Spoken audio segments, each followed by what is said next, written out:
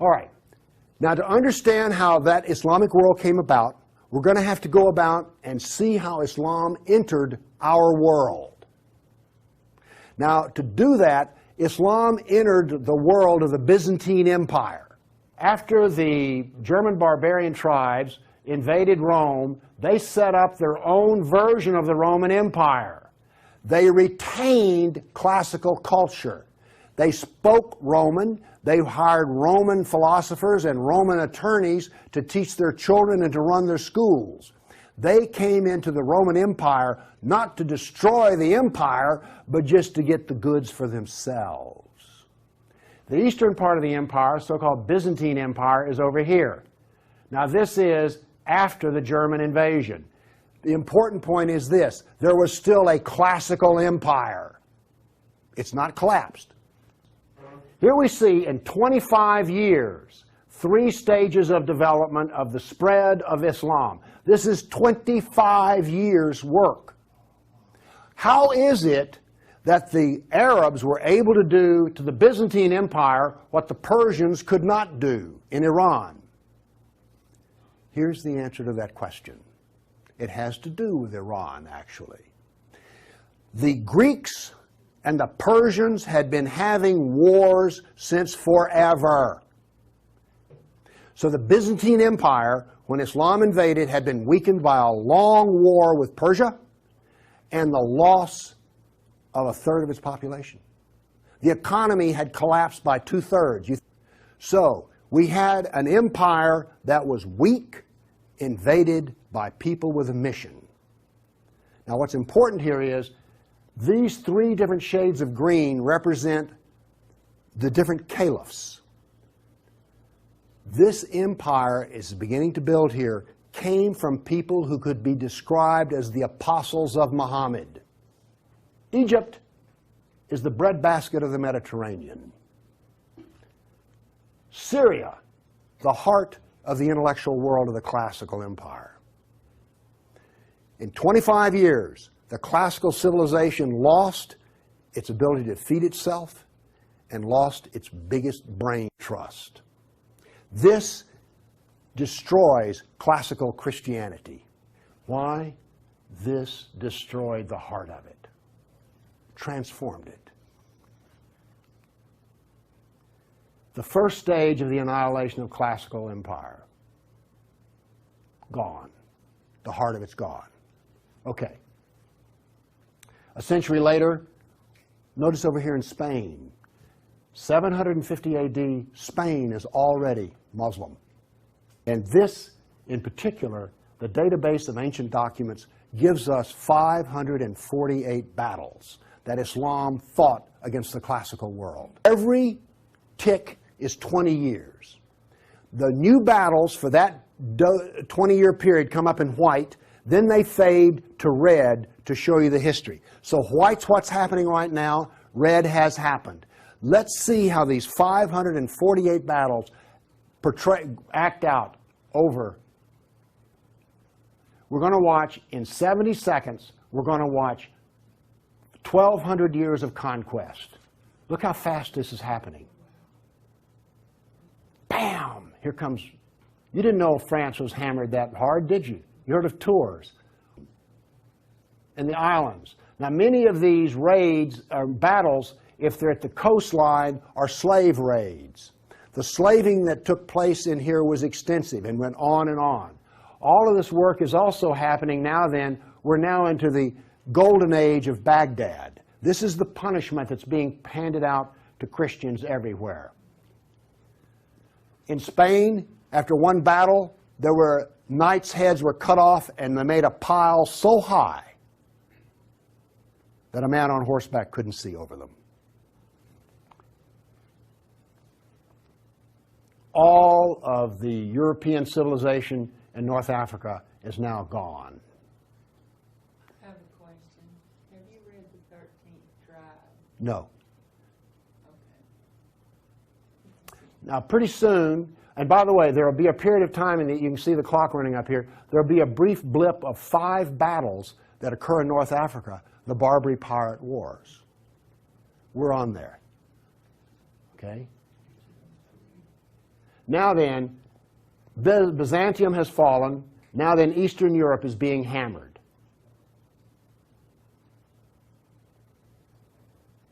Notice that it is relentless. It doesn't stop. This is the history that you're never told about. This is the history that explains how all of this came about. Now then, they're getting slower because Islam is becoming weaker.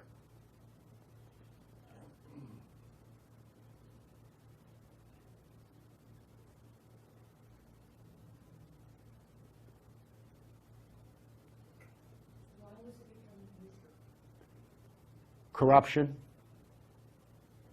All empires collapse from the inside ultimately. Okay. I say that what caused the collapse of classical civilization was not the invading German barbarian tribes. I say that classical civilization was destroyed by Islam. Now we know this from history, the data. Rome used to communicate with France by boat. After Islam, they went overland through the Alps. Why did they do that? There was no longer freedom of the sea. A brag. The Christians couldn't float a plank on the inland sea. What did this do? It isolated Europe and impoverished Europe. So, you know the business of the Barbary pirates? You know the business of the Somali pirates? Same. It is Sunnah. It is Sunnah, the way of Muhammad. There's a famous hadith which is repeated endlessly in which Muhammad awakes in a dream and he sees his jihadists sailing the inland sea. Islam always practices, where possible, economic warfare. Muhammad attacked caravans. What was attacked in New York? Ooh, Trade Center. This, economic warfare. I am an admirer of Islamic civilizational war methods. They're superior to everyone else's thinking in war. They use everything for war.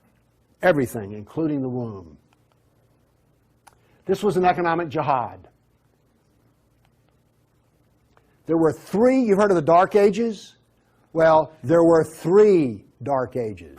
One in Europe, one in Turkey, one in North Africa.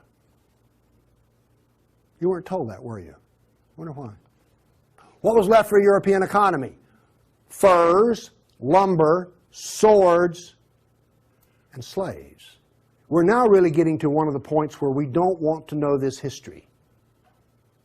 Anybody here all real proud about how some of your ancestors were taken off a coast in Italy and then put into a harem in North Africa? And now you have children from that who are distant relations? You see, you may have distant relations in the Arab world you don't know about because 1 million Christians were sold into slavery. All right. Now, the other thing we're told that's so bad about Christianity and so pitiful about those poor Muslims are the Crusades. First off, Islam, remember, destroyed 30,000 churches. The Jews and Christians were dhimmis. There was infinite number of brutality against Christians. Christians were fleeing the Middle East. And the Byzantine emperor appealed to the Pope, help us, please. Now, this was a big thing to do because the Byzantine emperor and the Pope did not get along at all. But these were desperate people. And what did the Pope look out and see? This is the world that he saw in 1100, the time of the First Crusade. Well, let's see. This much of Spain is Muslim. And we're getting our behind kicked on a regular basis. Oh, well, this Christianity's gone. Oops, this Christianity's gone. And look at all the battles in the non-Christian, in the areas that are still Christian. Do you see the geopolitical problem that the Pope was facing here? This was not just some, we'll saddle up, get on our horses, and go steal from them Arabs, which is what you're told. This is the political picture. But now then, let's do this. Let's look at a battle map for the Crusades. let's be fair. I showed you the jihad map. Now here comes the crusade battle map.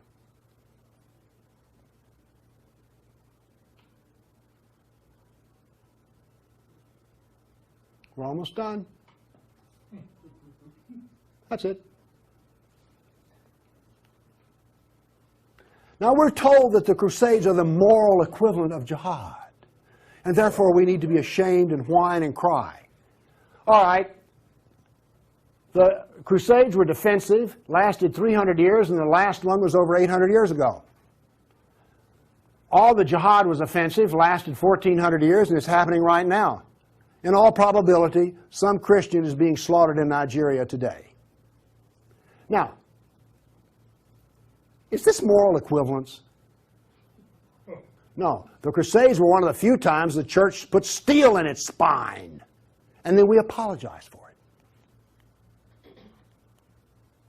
That's the world today. I've now explained to you how this world came about. It came about through relentless, brutal persecution of everyone who was not a Muslim. Now then, let's change to modern times. All of that work stops in 1922. This works off a database of 19,000 jihad attacks since 9/11. There are things like this. I know the date, the country, the city, how many are killed, how many injured, and a description. Now, when you present a guy like me with 19,000 pieces of data, I start asking questions. How do we make this make sense? So let's make it make sense. This, by the way, is where all these took place. And you think that's interesting. And you'll notice something. This is the Islamic world, and it all centers around it. But notice how much is happening in Europe. Okay. I take the data and I parse it and I divide it. I use Islamic doctrine to analyze this data. What does Islam insist on? Well, in my first lecture, I told you they're fixated on the kafir, right? So I use the kafir to analyze this data from an Islamic standpoint. See, I'm the ultimate multiculturalist. No, really. I'm the only person you've ever met who analyzes Islam on the basis of Islam. Here we go. Here we have, in the last 10 years, the total number of attacks. In the green, we have Muslim on Muslim violence. You mean a Muslim will kill a Muslim? Really? They're doing it in Syria as we speak, right? Remember Iran, Iraq? Okay. Then we have the only one I care about. I mean, my motto here is sell weapons and intelligence to the loser. I'm very serious. You think I'm joking. Okay, here's our story right here. Stays pretty level. That's interesting. By the way, there's hardly a day in which there's not a jihad attack. Modern jihad is relentless, just like classical. Oh, by the way, one of the things this curve proves right here, Islam is bad for Kafirs. Islam is bad for Muslims. Islam is bad for Muslim and non-Muslim. That's what this data shows us. You want to argue with that? Okay, modern jihad is relentless. But what did we see in the other battle map? It was relentless. There are two types of jihad, against the kafir and against Muslim. You see, every time they kill a Muslim, the reason in Syria they're killing other Muslims, they're not real Muslims. Okay? Now then, we've introduced, however, a new phenomena. The mom and pop non-state jihadi shop. Okay? All of those battles up to 1922 were out of the caliph. Okay? We now have non-state jihad. That is all that is different. Okay, jihad attacks per year. I just chose the top 4 nations. But this doesn't really give us what we want because Israel's teeny-weeny and India's great big, so let's do this on per capita. Now then, Israel, I bet you were surprised about Thailand. You didn't know that Thailand was getting whacked on a regular basis, did you? And look, here's a Christian nation, the Philippines, ranks number 3. And then India was Hindu. Oops, wait a minute. Do you know what I just told you? Jihad is against the Jew, the Buddhist, the Christian, and the Hindu. This is the data. Now you go to these dialogues, these multicultural smoozes they have, where the preacher and the rabbi and the imam show up. The preacher and the rabbi show up to tie. The Muslim shows up to win. And then what does the Muslim tell them? Oh, the Christians and the Jews, they're people of the book. Oh, we're brothers in the religion of Abraham with the Christian and the Jew. You know, we're practically the same. We're brothers in Abraham. How's that stuff work out? Well, here's one of your people of the book. Here's another people of the book. Turns out they'll kill a Jew, a Buddhist, a Christian, or a Hindu just as fast as they will another. So much for being brothers in the religion of Abraham. The data does not support the theory. Therefore, the theory is wrong. There is no brotherhood of Abraham except in the minds of people who occupy pulpits. The jihad is against the Jew, the Buddhist, the Christian, the Hindu, and the secularists, by the way. The secularists are the worst of all. Well, maybe worse than the Hindu. It gets hard to know, you know, I mean, really. It's against all kafirs. That's who the jihad is against. The religion of peace. Here we go. 548 battles, 19,000 jihad attacks. In 12 decades, in 1,400 years that are jihad-free. Therefore, Islam is 91% violence and 9% peace. So George Bush was 9% right when he declared religion of peace. Constant violence is why? There's a doctrine. The doctrine of jihad is found in the Sirah, the Quran, and the Hadith, which produces jihad, and it produces this effect of the collapse of civilizations. Here you go. Tears of jihad. 270 million dead over 1,400 years. Read them and weep. Read them and weep. The doctrine drives history. History shows the true nature of political Islam. Political Islam is the enemy of all Kafir nations. There's an intellectual history. In 1,400 years, I've read a lot of old documents. They never talk about the Muslim. They talk about the Arab, the Turk, the Moor, Al-Qaeda, Asian, and it's always been by specialists. And today, all the established specialists are apologists for Islam. Why was the Quran code not cracked recently? How come we don't teach Muhammad? And why is the Golden Age propaganda taught? Why do we remain ignorant and keep suffering? I maintain there's a reason for this. I maintain that this constant brutality over the centuries has produced in the Western mind the equivalent of the abused dog, the beaten wife, and the raped child. We do not think correctly. Everybody's seen the beaten dog that when you approach it? That is the Western mind. We deny the attacks. How much jihad is ever reported? The churches will not even admit that a Christian suffers anywhere. Fear. Muhammad used fear. Any public critic of Islam has a certain fear element there. Guilt. Oh, we haven't treated Islam right. If we treated them better, everything would be good. We don't teach the history. We humiliated. Who here is going to go home and brag about how your ancestors were slaves, how your history was annihilated, and that all we teach is the lie of the Golden Age? Have you not noticed since 9/11 how bitter and angry politics has gotten? The reason is we're not allowed to get angry at the enemy, so we get cranky with each other. We're powerless. Anybody want to debate about this? The abuser. Muslims will not admit they sold a single slave or ever killed a person. They're arrogant and self-confident. Islam is perfect. Word Islam means submit. They expect submission out of us, and they get it. Islam is the victim. After 9/11, I heard this. The real victims of 9/11 were the Muslims. You've heard that anywhere? After 1,400 years of jihad, brutality, enslavement, theft, deception, rape, annihilation, and insults, the Kafir mind has become identical to that of an abused victim. Our only solution is to face our history and welcome it and embrace it